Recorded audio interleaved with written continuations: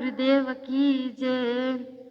हिनाए काले लाटा का बन जाए, हिनाए काले लाटा का बन जाए, जाना माता ही तेरो अंगा झूठो, जाना माता ही तेरो अंगा झूठो, देखता ही मिट जाए,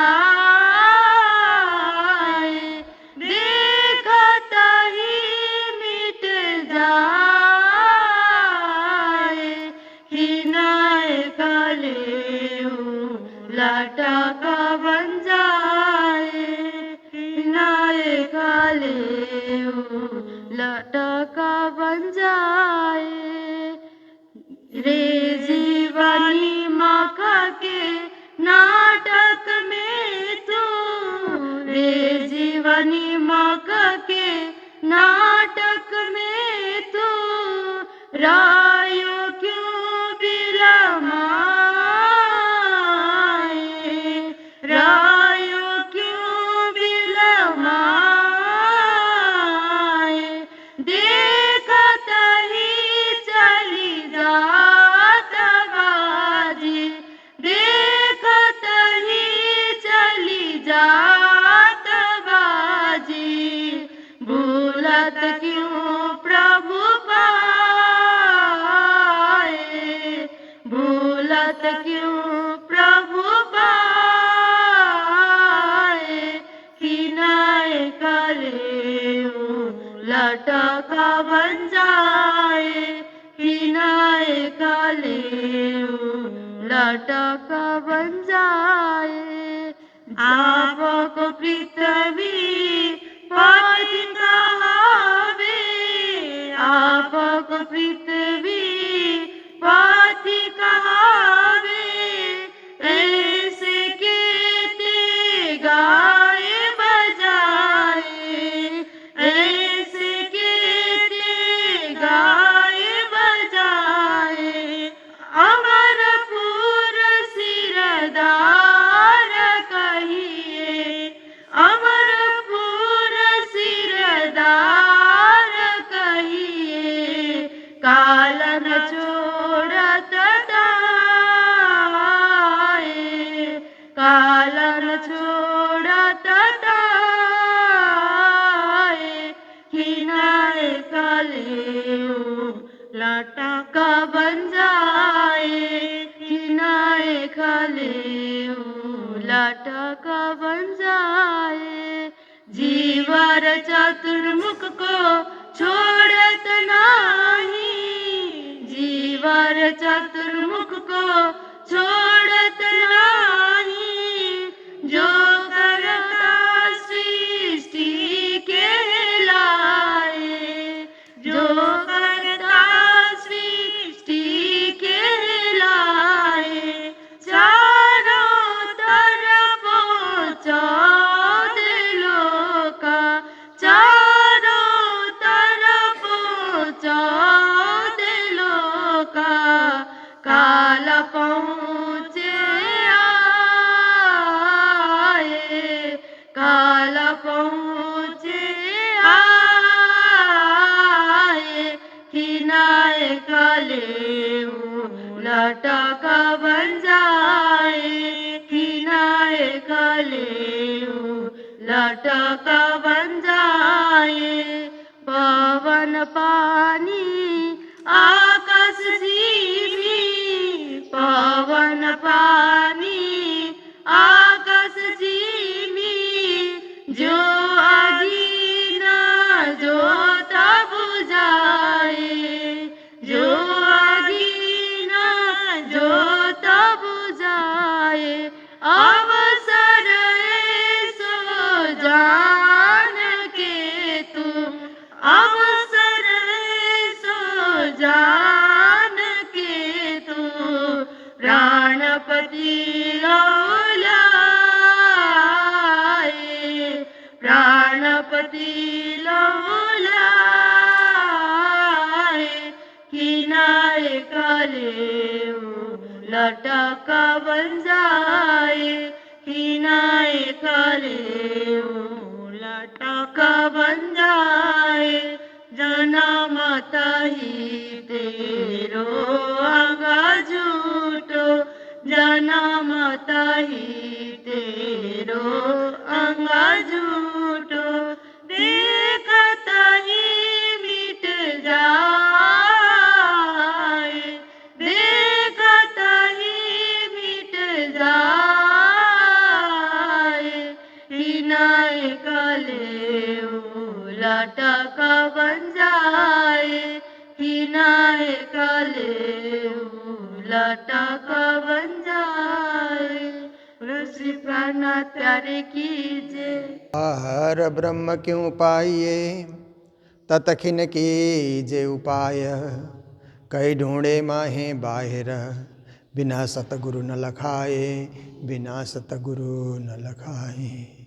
बोलो कृष्ण कन्हैया लाल की, श्री निजानंद स्वामी की, श्री प्राणनाथ प्यारे की, महारानी बाईजुराज की, महाराजा छत्रसाल की, गुरुजी मंगलदास महाराज की, श्री कृष्ण प्रणामी धर्म की, तीनों पुरी धाम की, सर्व सुंदर साथ की।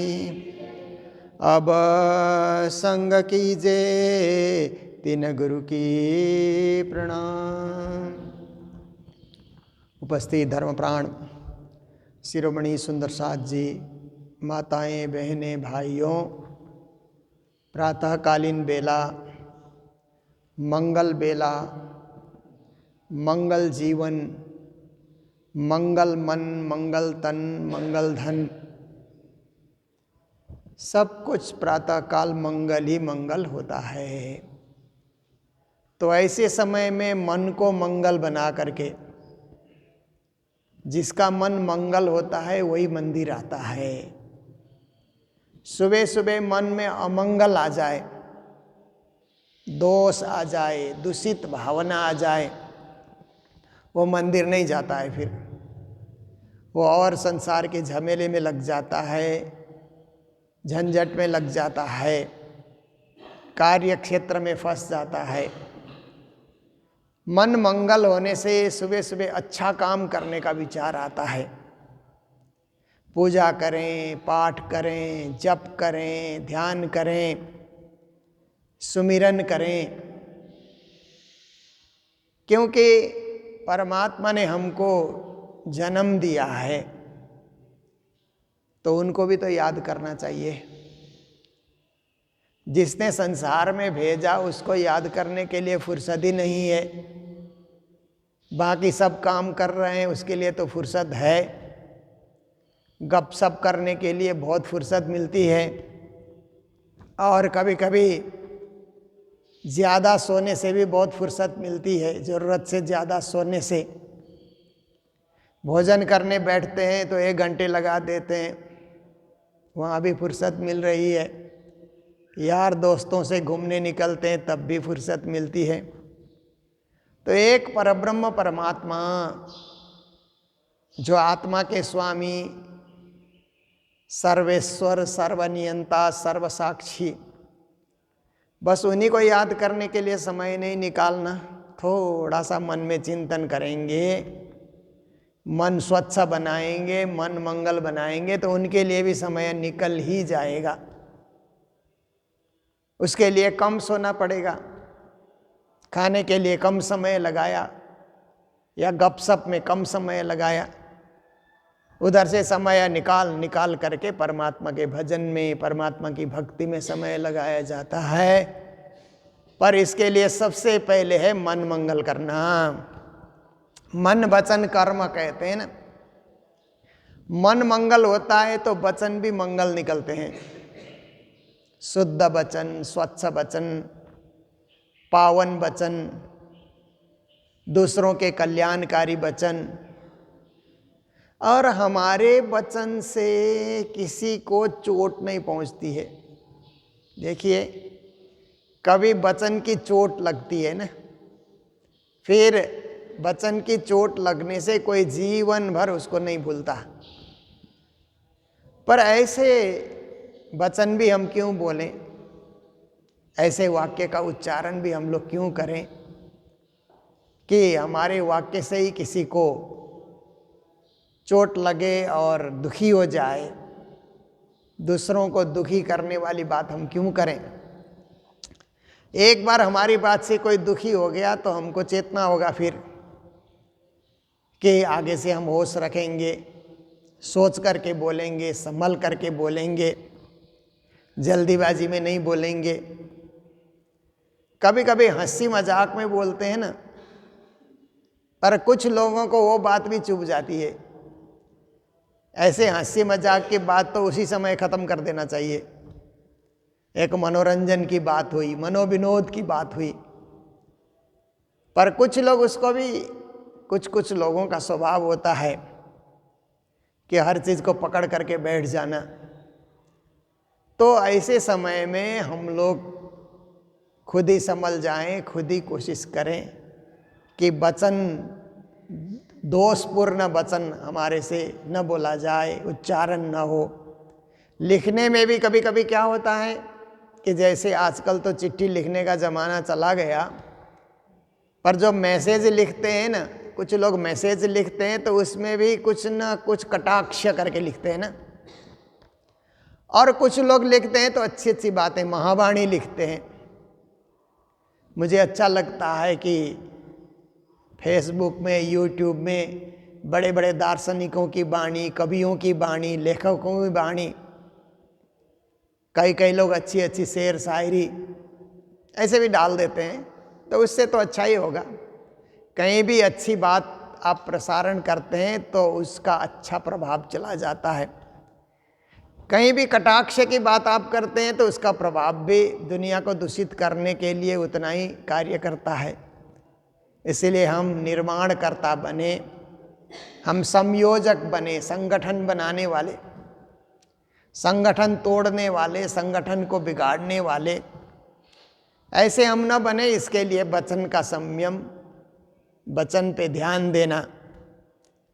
और कर्म, मन वचन कर्म कहते हैं ना, कर्म भी हम देख देख करके करें, सोच सोच करके करें। आप देखिए कई लोग कर्म करते हैं जो पाप और हत्याएं करते हैं, जीव हत्या करते हैं ना, उनका कर्म क्या हुआ कि जीवों का वध करना, मार देना। जो जीना चाहता है, जो जीना चाहता है उसको मार देना, वो तो एक तरह से पाप होता है, क्योंकि उसका भी परिवार है, उसके भी बच्चे हैं, उसके भी बच्चे रोएंगे और वो खुद भी रोएगा। पर मनुष्य को कर्म का पता नहीं होता है। मनुष्य बहुत दूर तक नहीं सोचता है, थोड़ी देर सोचता है कि ये मांसाहार से पेट भर जाएगा, पर उसके पीछे कितना कुछ दोष है उसका विचार नहीं होता है। इसीलिए कर्म करें तो शुभ कर्म करें, भला कर्म करें, अच्छा कर्म करें। किसी को वध करके हमारा कर्म सिद्ध नहीं होगा और किसी को कष्ट देकर हमारा कर्म सिद्ध नहीं होगा। हम सच्चाई और भलाई, जो महापुरुषों का बताया मार्ग है, वही सर्वश्रेष्ठ मार्ग है, अच्छा से अच्छा मार्ग, शुभ मार्ग। इसलिए कर्मजन्य दोष से भी हम निवृत्त हो जाएं, वचनों का भी संयम करें, मन को भी सही दिशा हम दें, गलत दिशा में मन को जाने न दें। तो मन, वचन, कर्म एक ही दिशा में चलेंगे। कहते हैं ना, माइंड, वर्ड एंड डीड बोलते हैं ना अंग्रेजी में। मगज, मस्तिष्क और वर्ड वचन, डीड मतलब हमारा कर्म, जो कुछ हम करते हैं।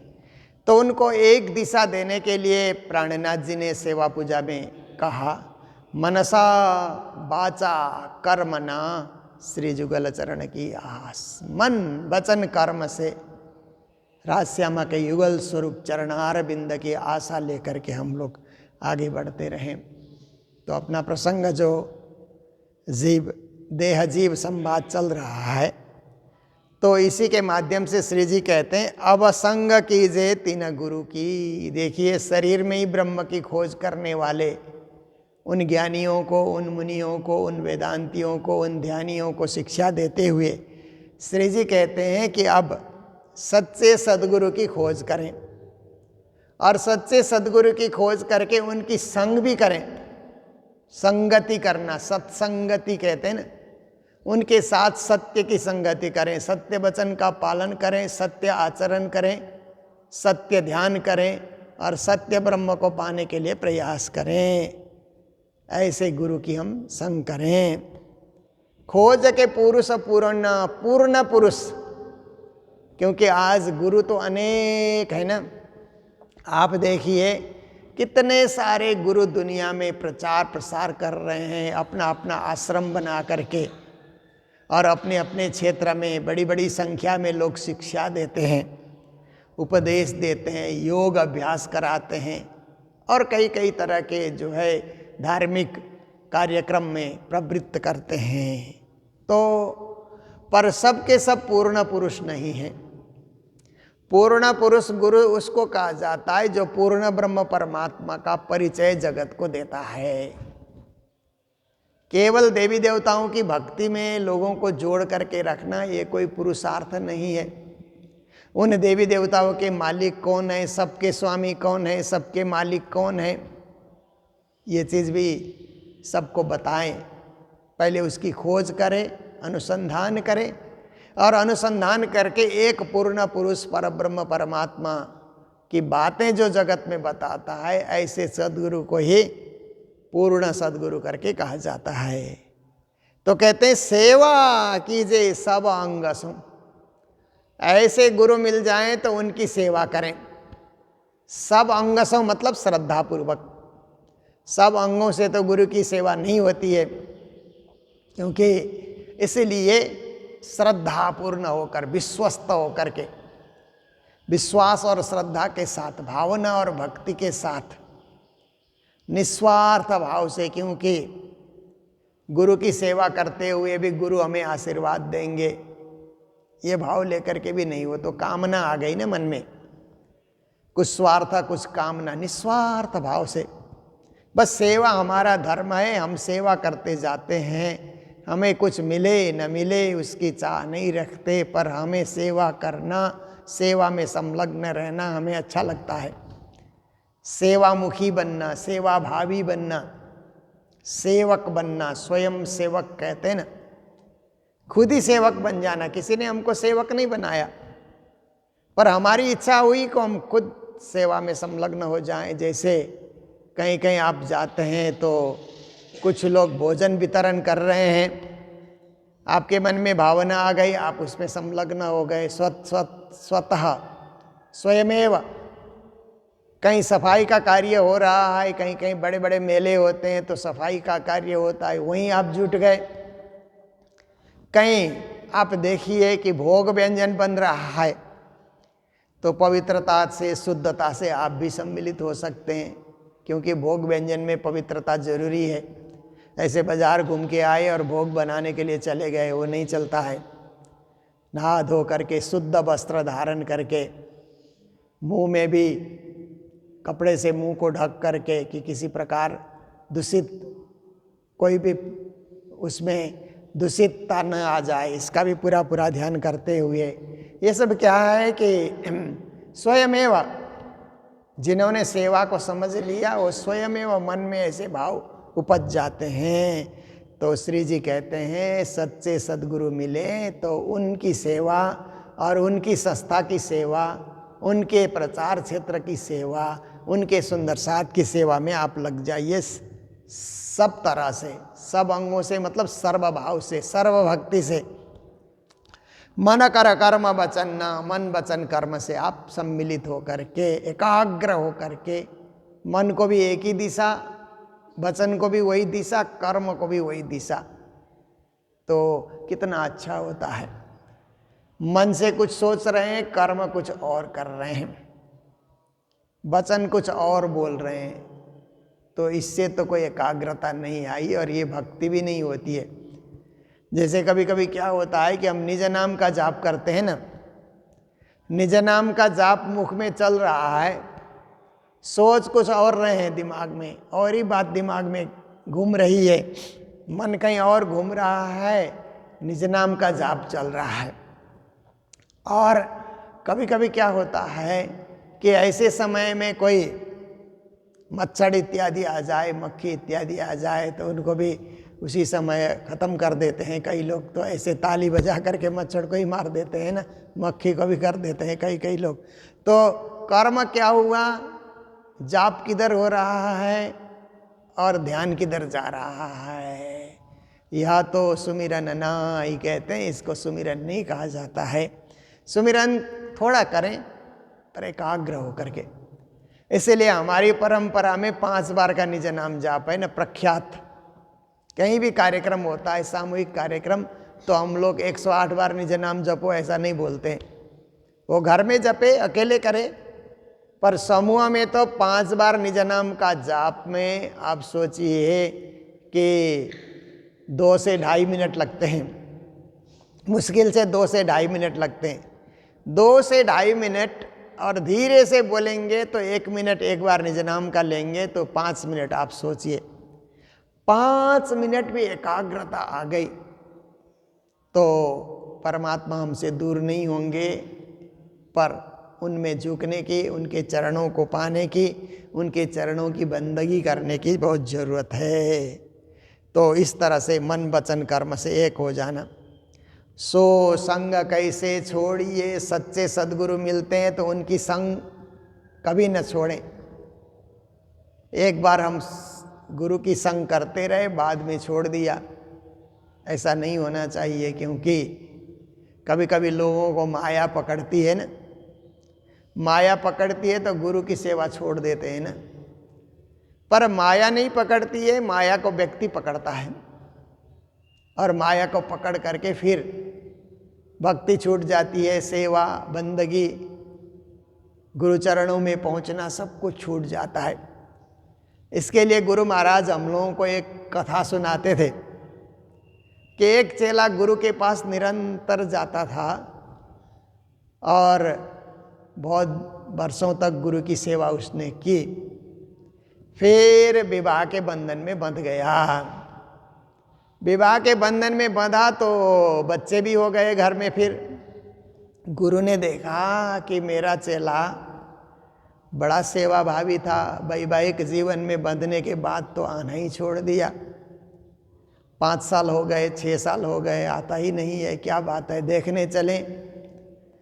तो गुरु महाराज उसके घर में गए तो उसकी पत्नी, 2 बच्चे, एक बच्चे पीठ पे चढ़ा हुआ है, एक बच्चे गोद में बैठा हुआ है, और पत्नी कुछ काम कर रही है। गुरु महाराज पहुँचे और जाकर के कहा, क्या हाल है चेला, तुम्हारा क्या हालचाल है। तो कहता है, गुरुदेव क्या कहूँ, माया ने मुझे अच्छी तरह पकड़ रखा है, माया छोड़ती नहीं है। आपके चरणों में आने की इच्छा तो होती है, पर ये देखिए माया जाल, ये बच्चे, पत्नी, घर परिवार, ये सब संभालना, इसमें मैं तो अच्छी तरह फंस गया हूँ, माया ने मुझे पकड़ लिया है अच्छी तरह। तो गुरु महाराज ने सोचा इसको थोड़ा ज्ञान तो देना ही चाहिए, मैं इतना परिश्रम करके इसके घर आया हूँ, ये फंसा का फंसा ही रहेगा माया में, फिर इसको कुछ तो मुझे ज्ञान देना चाहिए। तो गुरु महाराज घर के बाहर निकल करके, एक पेड़ था, उस पेड़ को गुरु महाराज ने पकड़ लिया। पकड़ करके कहने लगे, पेड़ ने मुझे पकड़ा, पेड़ ने मुझे पकड़ा, कोई छुड़ाओ छुड़ाओ, ऐसा करके चिल्लाने लगे। तो वही चेला नज़दीक तो वही था, फट से बच्चों को इधर उधर रख करके गुरुजी के पास चला गया। देखता है पेड़ ने तो नहीं पकड़ा है गुरुजी को, गुरुजी ने ही पेड़ को पकड़ा है। तो फिर चेला कहने लगा, गुरुजी कहाँ पेड़ ने आपको पकड़ा है, आप ऐसे ही जोर जोर से चिल्ला रहे हैं, आपने पेड़ को पकड़ा है, आप पेड़ को छोड़ दीजिए, पेड़ अपने आप आपको छोड़ेगा। तो गुरुजी ने कहा, मुझे ज्ञान देने आए हो, तुमने भी ऐसे ही बच्चों को और घर को पकड़ रखा है, तुम छोड़ दो, वो भी छोड़ देंगे। 24 घंटा नहीं छोड़ सकते हो तो 1 घंटा छोड़ो, आधा घंटा छोड़ो। तुम तो मेरे पास आना ही छोड़ दिया, सब कुछ छोड़ दिया तुमने। और माया ने तुमको नहीं पकड़ा है, तुमने माया को पकड़ा है। जब गुरु जी ने अच्छा ज्ञान दिया तो दूसरे दिन से आधा घंटा समय निकाल करके बच्चों को, पत्नी को बोलता है, आप लोग कुछ करते रहो, खेलते रहो, मैं गुरु जी के पास जा कर के आता हूँ। तो थोड़ा भी समय निकालने लगा तो माया से मुक्त हो गया वो, कुछ देर के लिए सही, पर माया से मुक्त हो गया। तो संसार के अंतर्गत गुरु की संगति नहीं छोड़नी चाहिए। चाहे माया के बंधन में, विवाह के बंधन में बंधा है, बच्चों के बंधन में बंधा है, व्यापार में बंधा है, कुछ भी है, सत्य की संगति से वंचित नहीं रहना चाहिए। सत्य की संगति करते रहें। सो संग कैसे छोड़िए। जो महान आत्माएं होती हैं ये संग को कैसे भी नहीं छोड़ सकती हैं, और कैसे भी इस संग को छोड़ना भी नहीं चाहिए। जो साचे हैं सतगुरु, सच्चे सदगुरु मिल गए तो सत्य को छोड़ने से मिलेगा क्या, झूठ ही झूठ तो मिलेगा। झूठ, बंधन, फरेब, संसार का आकर्षण। इसीलिए सत्य से जुड़े रहना है तो सत्य सदगुरु को, सच्चे सदगुरु को कभी नहीं छोड़ना चाहिए। उड़ाए सबे अंतर, फिर कहते हैं मन के अंतर, मन के दुर्विचारों को, बुरे विचारों को उड़ा देना चाहिए, हटा देना चाहिए। क्योंकि अंधकार तभी हटता है जब प्रकाश के पास जाते हैं। प्रकाश से दूर दूर हुए तो अंधकार हमें घेर लेता है। जितने प्रकाश के करीब जाते हैं अंधकार हमसे हट जाता है, हम प्रकाशित हो जाते हैं। तो ऐसे ही जितने गुरु के पास, मंदिर के पास, तीर्थों में हम लोग जाते हैं, तीर्थ में जाना भी गुरु के पास, सदगुरु देवचंद जी महाराज ने ही तो तीर्थ की स्थापना की। वो परंपरा चली आ रही है तो तीर्थ मंदिरों में जाते हैं, अपने ही मंदिर में जाते हैं, वहाँ जा कर के राज्य की भक्ति करते हैं, गुरु को प्रणाम करते हैं। तो क्या होता है कि सत्य से जुड़े रहने का मौका मिलता है। उड़ाए सबे अंतर, अंतर मन के दुर्विचार को उड़ाने का अवसर मिल जाता है, अज्ञान को दूर करने का। बताए दियो निज घर, सदगुरु तो निज घर, आत्मा का घर, परम धाम, उस परम धाम की व्याख्या करते हैं, परम धाम जाने का मार्ग निर्देश करते हैं, परम धाम जाने की पद्धति हमें बताते हैं। और गुरु का काम एक ही है कि शिष्य की आत्मा जागे, और कोई स्वार्थ गुरु में नहीं रहता है। सच्चे सदगुरु किसी प्रकार का स्वार्थ, किसी प्रकार की अपेक्षा नहीं करते हैं। उनकी एक ही अपेक्षा होती है कि मेरे आप तरे शिष्य न को तारे, बहुरी न भव जला आवे। सच्चे सदगुरु यही सोचते हैं, हम भी तरें और हमारे शिष्य भी तरें, और बार बार लौट करके भवसागर में ना आए। बहुरी मतलब दोबारा, भूल से भी, अविवेक से, अज्ञान से, कैसे भी करके इस संसार के चक्र में दोबारा उनको आना न पड़े, भवबंधन से मुक्त हो जाएं, भवाटवी से पार हो जाएं। यही गुरु की सोच होती है। तो निज घर पहुंचाने वाले, निज मूलपति से मिलाने वाले, निज धाम में जगाने वाले और निजानंद की प्राप्ति कराने वाले ऐसे महान सदगुरु की संगत से ही जन्म मरण का चक्र छूट जाता है, और ब्रह्म की खोज भी, पर ब्रह्म की खोज भी होती है, और पर ब्रह्म के धाम और स्थान को भी पाया जाता है। यही आज की चौपाई में श्री जी महाराज हमें समझा रहे हैं, और प्रसंग हमारा आगे बढ़ता ही रहेगा।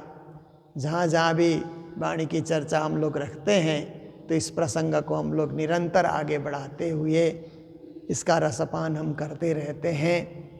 तो हमारे बीच हमारे सुंदर साथ, तिरपाई के सुंदर साथ श्री डी.के. गुरुंग जी, जो 45 दिन पहले धाम पधार गए, गुरु जी के परम शिष्य थे, और गुरु जी ने उन्हें पढ़ते समय भी कुछ मदद की थी। तो पढ़ाई पूरी होने के बाद भी समय समय पर सेवाएं देने के लिए और गुरु महाराज के चरणों में आते रहे, और इस प्रकार से हम लोगों ने मूल मंदिर बाजार में निर्माण किया, तब भी उनकी सेवा हमें मिलती रही। तो उनके धाम गमन की तिथि पर गोटा पारायण और सब सुंदर साथ को वहाँ पर पारायण पढ़ने के लिए बुलाया गया है। उनकी धर्मपत्नी सरस्वती गुरुंग और सपरिवार के प्रति हम लोग संवेदना व्यक्त करते हैं और धामवासी आत्मा के प्रति भी हम लोग परम धाम प्राप्ति के लिए प्रार्थना करते हैं। तो इन्हीं शब्दों के साथ सभी के प्रति मंगल भावना व्यक्त करते हुए अभी के प्रसंग को विराम दे रहे हैं जय जयकार के साथ। बोलो सतगुरु महाराज की, श्री प्राणनाथ प्यारे की, सर्व सुंदर साथ की। सो संग कैसे छोड़िए,